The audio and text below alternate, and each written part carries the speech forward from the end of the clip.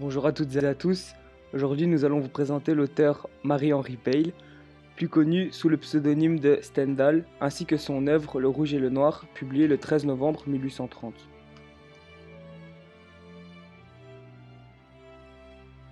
Après la Révolution, plusieurs régimes politiques se succèdent au cours du XIXe siècle, caractérisés par beaucoup de guerres, de coups d'État et de crises. On peut citer le Consulat qui s'étend de 1799 à 1804, l'Empire napoléonien de 1804 à 1814, la Restauration avec Louis XVIII et Charles X de 1814 à 1830, la monarchie de Juillet avec Louis-Philippe de 1830 à 1848, la Seconde République de 1848 à 1850 et encore plein d'autres. Il y a aussi d'importants développements économiques et techniques grâce aux évolutions de la science et de la mécanique. Le développement de l'industrie et du commerce enrichit beaucoup plus la classe bourgeoise aux dépens du clergé, de l'aristocratie et des ouvriers. Ces changements vont favoriser le développement de l'instruction avec par exemple la création des lycées, la scolarité qui deviendra obligatoire, et aussi un développement de la presse qui profite aux écrivains qui seront désormais mieux reconnus par la société. Le 19e siècle est aussi caractérisé par un sentiment de nostalgie, par l'idée que c'était mieux avant. Cela est dû aux changements économiques, politiques et sociaux. Certains appelleront ça le mal du siècle. Les écrivains vivent de leurs plumes et sont souvent forcés de vendre leur liberté littéraire, comme Gautier et Gérard de Nerval, qui deviennent journalistes.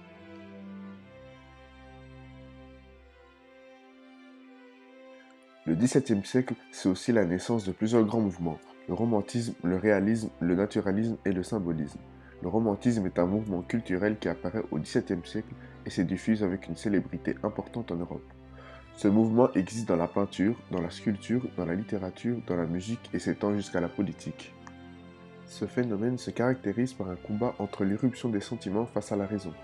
En faisant cela, l'homme peut découvrir toutes les possibilités de l'art et se réfugier dans celui-ci car il devient semblable à un rêve. Contrairement aux Lumières qui s'enracinent dans le classicisme, le romantisme ne cherche pas à transmettre des messages ayant pour but de modifier directement la politique d'un pays. Elle privilégie une mise en avant de nous-mêmes. Elle permet un dégagement des sentiments total qui atteint le stade des passions. Pour Stendhal, le romantisme est une rupture avec le passé, une nouvelle manière d'exprimer les passions et les émotions. Cependant, de nombreux éléments dans ses écrits contredisent le romantisme à cause de son style sec, typique à lui-même sans douceur. Stendhal a donc un style de romantisme particulier, différent du romantisme basique. Le réalisme. Le réalisme est un genre qui a pour but de se révolter face au romantisme. Stendhal est l'un des premiers écrivains du XIXe siècle se servant du réalisme dans ses écrits. Il a d'abord imaginé le réalisme dans ses romans avant de le mettre en pratique. Il les qualifie de miroirs. Il va jusqu'à dire « Le roman, c'est un miroir que l'on promène le long d'un chemin. » En effet, il ne cherche pas à diffuser des idées pour rendre la société meilleure, mais il nous montre celle-ci telle qu'elle est vraiment. Ses livres agissent comme un miroir. Ils montrent aux hommes les défauts et les failles de leur organisation. Les héros de ses œuvres sont des êtres vivants possédant des vrais sentiments. Le cadre spatio-temporel est également réaliste. Les héros franchissent différentes étapes afin d'accéder au bonheur. Stendhal retranscrit donc le monde avec le plus d'objectivité possible après avoir effectué une analyse détaillée de celle-ci. Le réalisme est un mouvement littéraire très mal accepté car il affichait les désordres et les défauts de la société. Cela pouvait engendrer des tensions à l'intérieur même de la population, ce qui explique pourquoi l'opinion des détenteurs du pouvoir était négative vis-à-vis de ce nouveau projet. Les bourgeois, ne voulant que s'enrichir, sont présentés comme de mauvaises personnes, des gens hypocrites et obsédés par le pouvoir. Le peuple est aussi représenté d'une manière très réaliste. De son vrai nom Henri Peyle, il est né en 1783 dans une famille bourgeoise. Il a perdu sa mère à 8 ans et il n'aura pas une bonne relation avec son père qui confiera son éducation à l'abbé Rayan. En 1796, il entre à l'école centrale de Grenoble. De 1800 à 1801, il part en Italie pour faire la campagne d'Italie où il est nommé sous-lieutenant. Revenu à Paris, il essaie de se faire une place dans la négoce, dans le succès littéraire ou en séduisant des femmes. Ces années d'apprentissage auront une grande influence sur le personnage de Julien Sorel dans Le Rouge et le Noir. Le personnage de Julien peut être assimilé à l'auteur. La carrière ecclésiastique et la passion pour l'armée du héros sont des points essentiels de la vie de Henri Peyle. De plus, la ville natale du héros était décrite d'une manière négative car Stendhal éprouvait aussi une haine envers sa région locale. À partir de 1810, il participe ensuite à l'administration et aux guerres napoléoniennes. Lors de la chute du Premier Empire en 1814, il part en Italie où il s'installe à Milan. Pendant cette période, il écrit plusieurs œuvres autour de l'Italie ainsi que de l'amour. En 1821, il revient à Paris, presque ruiné après le décès de son père. Il entre dans le milieu littéraire en fréquentant des salons littéraires. En 1827, il publie son premier roman Armance, suivi en 1830 du Rouge et le Noir, en partie influencé par la Révolution de juillet 1830. Ce roman connaîtra un beau succès. Après cette révolution, il est nommé consul à Civitavecchia, après avoir achevé son dernier chef-d'œuvre, La Chartreuse de Parme, en 1839. Il meurt dans la nuit du 22 au 23 mars 1848 par une attaque. Stendhal cherche la vérité, l'âpre vérité dans le domaine psychologique et campe essentiellement des jeunes gens aux inspirations romantiques de vitalité, de force, du sentiment et de rêve de gloire.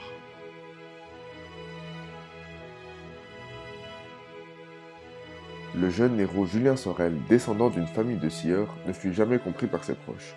Celui-ci a un fort penchant pour la littérature qui n'éprouve pas envers l'entreprise familiale, contrairement à ses frères qui donnent corps et âme à la Syrie. Il est passionné par Napoléon et par les romans. Son père lui reproche d'être un bon à rien fragile. La relation entre le père et le fils Sorel s'explique à travers la vie de l'auteur. En effet, Stendhal méprisait son père car il ne s'intéressait point à la littérature et il possédait plusieurs différends. Le maire de la ville de Verrières décide d'engager le fils Sorel comme précepteur de ses enfants. Le jeune Julien préfère un travail à l'armée, la couleur rouge du titre symbolisant la couleur de l'uniforme ou dans l'église d'où le noir. Il décide alors d'établir une carrière religieuse car il trouve cela plus ambitieux. Par désir de conquête, il essaye de s'approcher et rentre dans une relation amoureuse avec Madame de Rênal, femme du maire. Cette femme trouve le jeune homme charmant et apprécie son caractère. Julien entre en contact avec elle lorsqu'elle fut en compagnie de son ami. Par la suite, il se dirige vers le séminaire de Besançon afin d'éviter tout problème. Le maire de Verrières avait des soupçons sur leur relation causée par une lettre anonyme. Il réussit à devenir de manière hasardeuse secrétaire du marquis de la Mole à Paris. Julien est dégoûté de travailler dans une atmosphère aristocratique et tente alors de séduire la fille du marquis, Mathilde, qu'il trouvait charmante. Elle ne dégageait pas la même aura que les autres aristocrates. Il alla jusqu'à réfléchir à un éventuel mariage et donna un enfant à celle-ci. Le marquis, pour éviter de tacher son nom, lègue une somme importante à Julien et l'anoblit. L'épouse du maire, blessée par la tromperie de Julien, envoie une lettre où elle décrit le jeune homme comme étant un dangereux séducteur. Emporté par la colère, il tue Madame de Rênal pendant sa prière à l'église et est condamné à mort. Une fois en prison, Julien se rend compte qu'il n'a jamais cessé d'aimer sa tendre de Rênal. Il assume son crime, affirme qu'il était prémédité et atroce, ne demandant nulle grâce au jury bourgeois auquel il clame son statut de victime paysanne qui cherche à se révolter face à sa pauvreté. Cette histoire montre donc l'ascension et la tombée de Sorel, toutes les aptitudes qu'il a utilisées afin d'atteindre le sommet comme par exemple son intelligence et sa ruse, cependant son orgueil lui a été défavorable et l'a poussé vers la mort. Thème abordé. L'ambition est un des thèmes importants du roman. Le personnage principal, Julien Sorel, est un jeune ambitieux qui est prêt à tout pour la gloire et la fortune. Lui qui est issu d'une famille de charpentiers. Il va se révolter contre la misère du peuple et vouloir monter dans l'échelle sociale en intégrant la noblesse. L'amour est également un des thèmes abordés dans le livre. Tout d'abord, Julien se sert seulement des femmes pour atteindre son but qui est de grimper dans l'échelle sociale. Finalement, il va se faire prendre à son propre jeu puisqu'il va tomber amoureux de Madame Rênal. Il se rendra finalement compte des sentiments profonds qu'il ressent pour elle lorsqu'il sera emprisonné et elle décédée. Enfin, la société est aussi un des thèmes abordés. Stendhal a écrit son livre en 1830 pendant la Restauration. Donc à travers son histoire, l'auteur veut dénoncer les complots de l'aristocratie et l'Église qui souhaitent un retour à la monarchie absolue. Lorsque le roman sort en 1830, celui-ci passe inaperçu mais fait quand même quelques polémiques. Les lecteurs y ont vu une description de leur comportement, voire même une critique de la société. Aussi, la manière dont Stendhal voyait l'avenir pour les jeunes dérangeait la société. En effet, l'auteur voyait pour la jeunesse un monde sans espoir où ils étaient obligés de se taire. Enfin, La difficulté de la narration était un élément qui dérangeait, car le peuple était habitué à des personnages moins complexes.